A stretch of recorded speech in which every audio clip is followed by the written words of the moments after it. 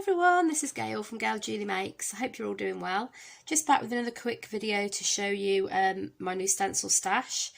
Very into my stencils at the moment, really enjoying using them on the gel plate along with embossing folders and stamps to sort of create extra layers. So I thought I'd treat myself. And I've got a few Dina Wakley, I've got some Dark Room Door, I've got Stencilgirl, I've got some Carabao, some Marianne designs. So quite a mixture here, but I'm hoping these will be really nice mark making stamps. Obviously this one I've got, Dina Wakley one, I've got a nice face one. I'm really into my face stencils at the moment. This is called Pensive Face. Not quite A4 this one, I'd say this is about sort of A5 size, but that lends itself well to sort of you know, adding more layer around the side. And then I've got another Dina Wakley one, which is Mosaic Circle, and again that's about A5 size. And that one should just lend itself really nicely to some stenciling with acrylics, I think. And then this one, I'm loving this one. I've had my eyes on a Stencilgirl map stencil for quite a while. Didn't go for that one this time because I found this one.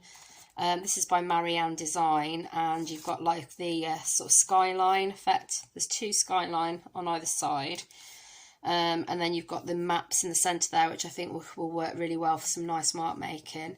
And I will get the other Stencilgirl map one eventually, but there was just too many of the Stencilgirl ones I wanted first. So really like this design, it's quite unusual. And then I've got a Dark Room Door stencil. This is kind of like a sort of like, I suppose, like a burlap sort of texture, but I like the fact that it was A4 size, so I'll turn it that way so you can see it. Yeah, so A4 size, that one, that is classed as their large stencil. I've also got a texture stamp by Dark Room Door. I might as well show you that one now. So that is like a measuring tape texture stamp. Now this is quite small. This is 82mm by 59mm, so 8.2 centimetres by 5.9, so I suppose we could call it 8 by 6 more or less. And this is one of their rubber stamps, so it's mounted to foam, but I will probably just literally pick it up and use it with my fingers just to get that sort of close texture. I don't need to put it on a block because of purely what I want to use it for, so happy with that one. And then I've got some Stencilgirl stencils. Just move these out of the way from it. Oh yeah, I've got Visible Image as well. I should have mentioned that at the start, but we'll go through those in a minute. So I've got Mary Beth Shaw's Mary Beth Makes Marks Pipette stencil. Really liking Mary Beth's work. Always loved Stencilgirl, so really pleased to have these. And if you're in the UK, I got these from Stampers Grove. I haven't seen them in many other places, or not as big a collection as they got anyway. They've got literally hundreds of them, so it's great. So yeah, love this for mark making. I'm thinking probably use this quite a bit with alcohol inks, trying to get sort of, you know, light effects on maybe portraiture with the alcohol inks like I've done before, so that one will be good for that. And then I've got another one, another Trish McKinney. You know I love my Trish McKinney. So this is a 9 by 12.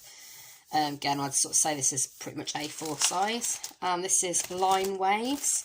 And I just thought that perfect for hair, perfect for doing hair with alcohol inks or just normal inks on your gel plate. And also you can get those sort of light and dark tones again on skin surface, which I like the idea of.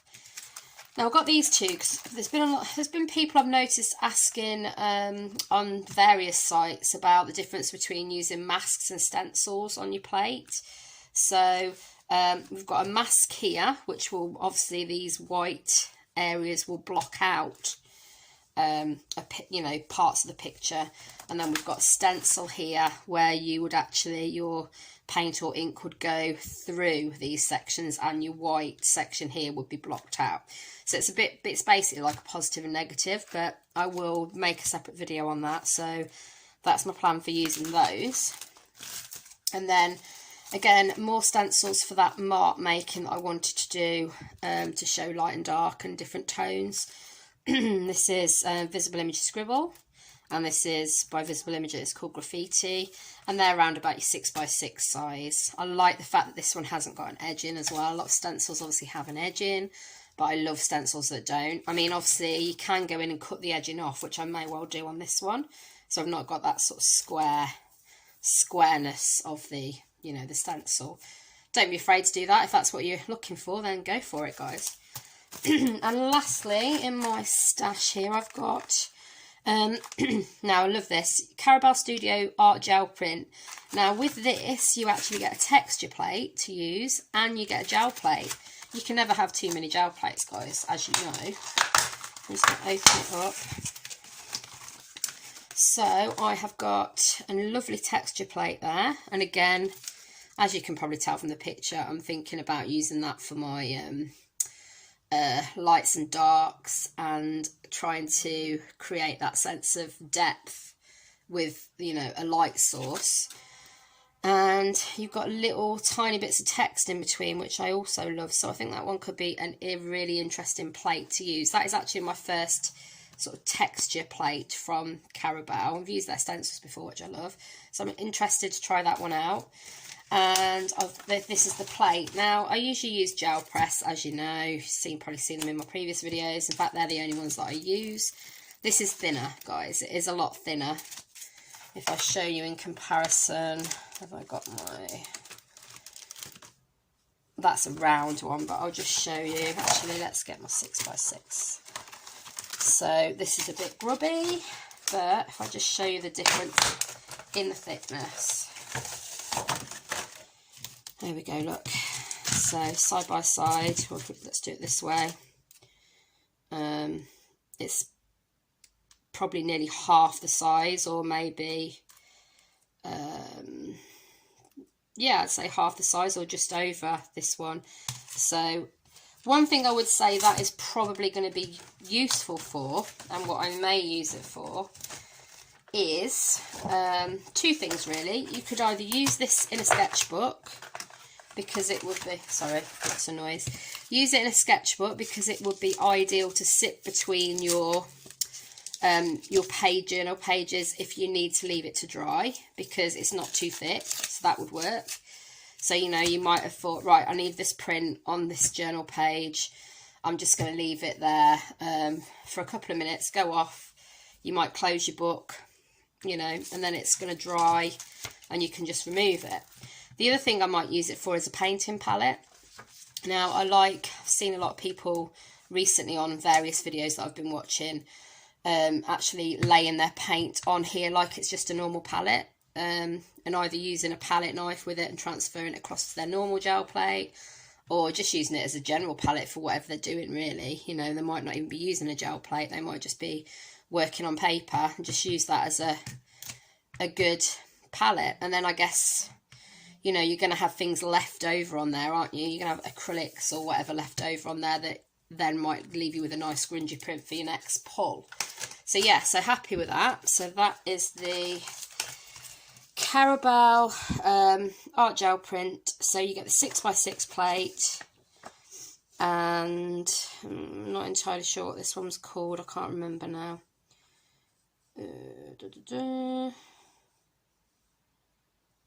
Yeah, not sure what this one is actually called, but I'm sure you can find it. I'm sure you can find it on their page. So hopefully you like all of those. Please do drop me a comment. Let me know what your favourite stencils are. Like I said, generally I love Trish McKinney. It is my mission to own every one of her stencils through Stencilgirl. And I really like Mary Beth Shaw's mark making ones as well. And just anything generally with a face on it. So I'm going to be getting more face stencils as I go along.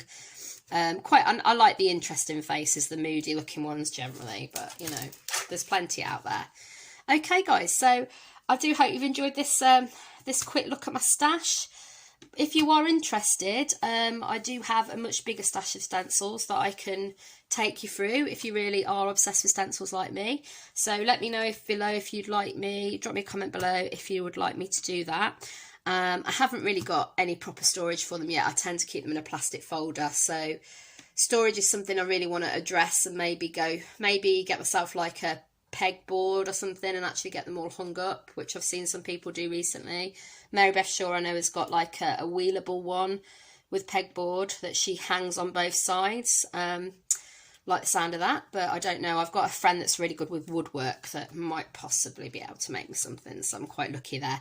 But yeah, drop me a comment below if you're interested in seeing my whole stash of stencils, which is quite big. I've got Lavinia stamp stencils, I've got Finnabair ones as well, which are really nice, and just, you know, a lot that I've generally picked up as I've seen them and really like them. So yeah, I hope you've enjoyed this video anyway. Please do click on my profile picture top left there if you want to subscribe.